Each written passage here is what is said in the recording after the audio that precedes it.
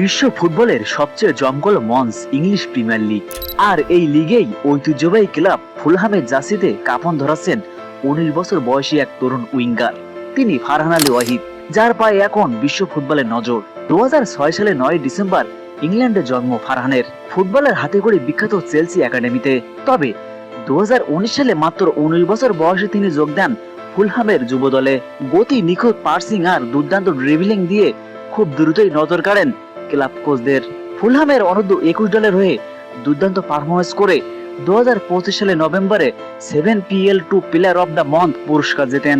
আর মাত্র দুদিন আগে 2026 সালের 25 জুলাই নরউইচ সিটির বিপক্ষে প্রাক মৌসুম ম্যাচে ফুলহামের মূল বা সিনিয়র দলের হয়ে অভিষেক ঘটে এই উইঙ্গারের। ফারহানের জন্ম ইংল্যান্ডে হলেও তার নারীর টান বাংলাদেশে। পৈতৃক নিবাস সিলেটের বিশ্বনাথে। জন্মসূত্রে ইংল্যান্ডের হয়ে খেলার সুযোগ থাকলেও ফারহান সিদ্ধান্ত নিয়েছেন তিনি খেলবেন লাল সবুজের জার্সিতে। বাংলাদেশের হয়ে আন্তর্জাতিক ফুটবলে প্রতিনিধিত্ব করতে ইতিমধ্যে তার পাসপোর্ট পরীক্ষা শুরু হয়েছে। আসন্ন সাব চ্যাম্পিয়নশিপে হয়তো বাংলাদেশের জার্সিতে অভিষেক হতে যাচ্ছে এই প্রিমিয়ার লিগ তারকার। ফারহান আলী ওয়াহিদ লাল সবুজের ফুটবলে এক নতুন আশার আলো, এক নতুন স্বপ্নদ্রষ্টা। ফারহান আলী ওয়াহিদকে নিয়ে আপনার মন্তব্য কি? কমেন্টে জানান।